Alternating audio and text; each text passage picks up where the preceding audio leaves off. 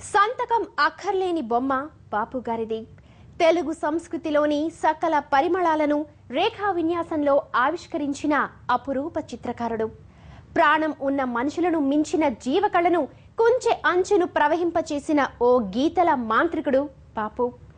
బాపు గురించి ఈ కాస్త సమయంలో ఎంతో చెప్పాలనుకుంటే అది సాహసమే. అయినా మనం ఆ పని చేద్దాం.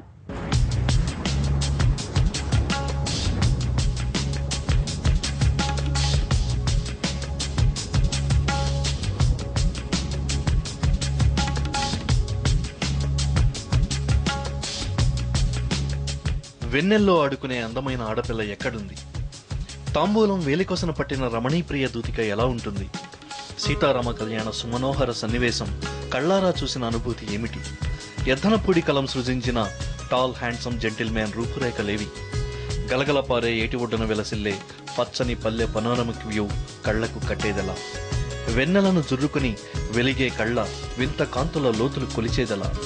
అన్నిటికీ ఒకటే సమాధానం, బాపు బొమ్మల కొలువు చూడండి.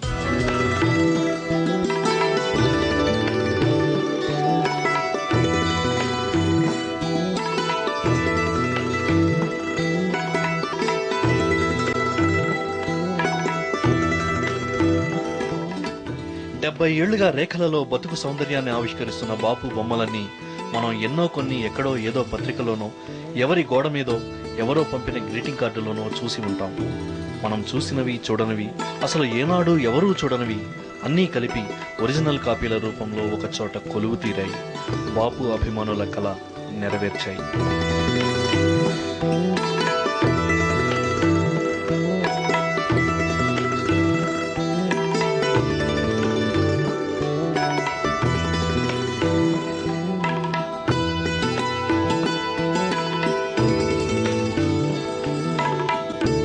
ఫౌండేషన్ ఎంతో కష్టపడి బాపు ఒరిజినల్స్ సేకరించింది.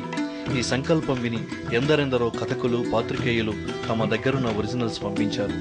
బాపు స్వయంగా తను వేసిన వెలుగు చూడని బొమ్మలు చూసుకుని ధరించమంటూ కనికరించారు. వంశీ తన వందలాది కథలకు బాపు వేసిన ఒరిజినల్స్ ను తీసుకువచ్చి కన్నుల పండుగ చేయమంటూ అందించారు. వెరసి ఓ బొమ్మల పండుగ స్టేట్ ఆర్ట్ గ్యాలరీలో సందడిగా సాగింది. కళాకారులు, సినీ తారలు, రచయితలు, కవులు బారులు తీరిన ప్రాంగణం జాతరను తలపించింది.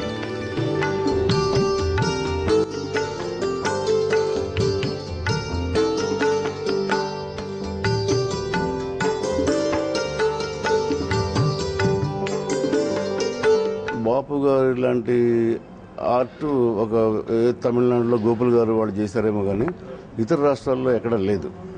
ఇతర రాష్ట్రాలందరూ ఆయిల్ పెయింటింగ్ గొప్పది అనే భ్రమలో ఉన్నారు జనం అందరూ. అది కాదు, కళ ఇది అనేది బాపు గారు ప్రూవ్ చేస్తారు. బాపు గీసిన బొమ్మల్లే దేవులపల్లి కవితల్లే, బాపు గీసిన బొమ్మల్లే. బాపు బ్రహ్మ. ఆయన తన కుంచెతో ప్రతి సృష్టి చేశారు. మద్రాసు సముద్ర తీరపు ఇసుకనే క్యాన్వాస్ గా చేసుకుని తొలి రేఖల సాధన చేసిన బాపు తన బొమ్మలలో జీవితాన్ని చిత్రించారు. ప్రకృతిని, అందులోని అందాలను తన కుంచెతో కాగితం మీదకు బదిలీ చేశారు.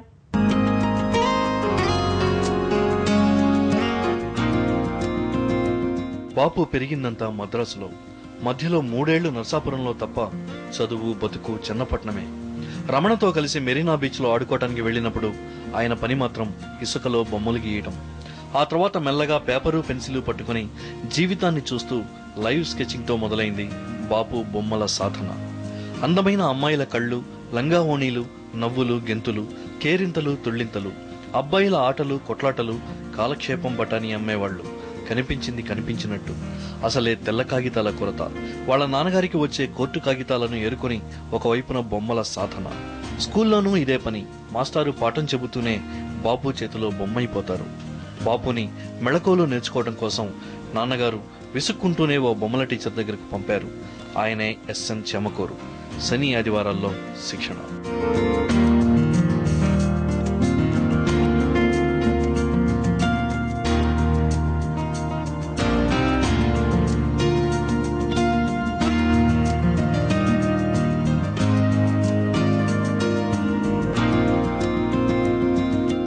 జీవితం నుంచి ఆర్ట్ నేర్చుకున్న మనిషికి మాస్టరీతో పనేముంది.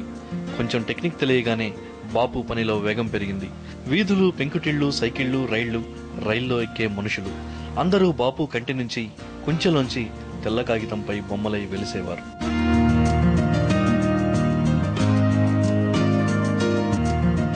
తమిళ పత్రికల్లో పడే కథల బొమ్మలు, వడ్డాది పాపయ్య గారి తొలినాళ్ల చిత్రాలు అన్నీ తన ఆల్బంలో రిఫరెన్స్లై ఒదిగేవి.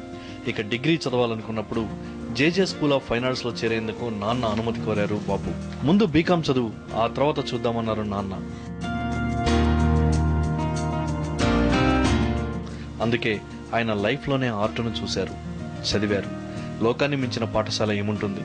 ముళ్లపూడి వెంకటరమణ ఆంధ్రపత్రికలో సబ్ ఎడిటర్ గా చేరటం బాపు బొమ్మలు లోకానికి పరిచయం కావడానికి కారణమైంది. ఆయన చేత ఓ 4 కథలకు బొమ్మలు వేయించే అవకాశం రమణకు దక్కింది. అవి ప్రచురణ కాగానే బాపుకు అసైన్మెంట్ల ప్రవాహం మొదలైంది. పెద్ద పెద్ద రచయితల కథలకు బొమ్మలు వేయటానికి ఇక ఎంతో కాలం పట్టలేదు. బాపు బొమ్మే కావాలని వారు అడగటానికి కూడా ఇక ఎంతో కాలం పట్టలేదు. మధ్యలో బాపు ఓ యాడ్ ఏజెన్సీలో కూడా పనిచేశారు. 60వ దశకంలోనే దేశంలోని 10 మంది టాప్ సాలరీడ్ ఆర్ట్ డైరెక్టర్లలో బాపు ఒకరుగా శరవేగంగా ఎదిగిపోయారు. ఆ తర్వాత అంతా చరిత్ర, చిత్రలేఖనాల చరిత్ర.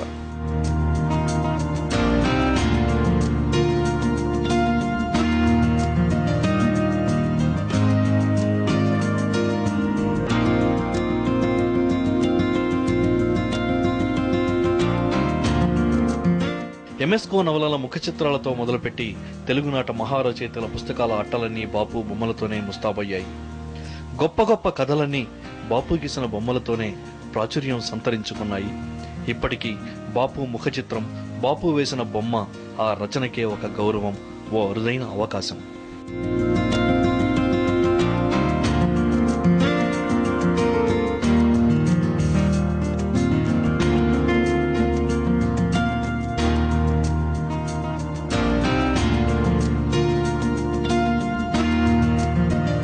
బాపు గీసిన బొమ్మ ద్వారా నాలో నుంచి కొన్ని పంక్తులు ఇలా వెలువడ్డాయి.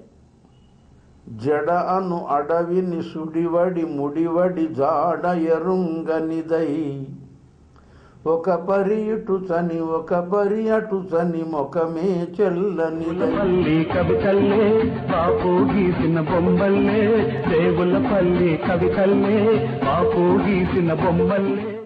30 minutes లో ఇప్పుడు ఒక బ్రేక్ తీసుకుందాం. ruchulu.com, making of Andhra recipes.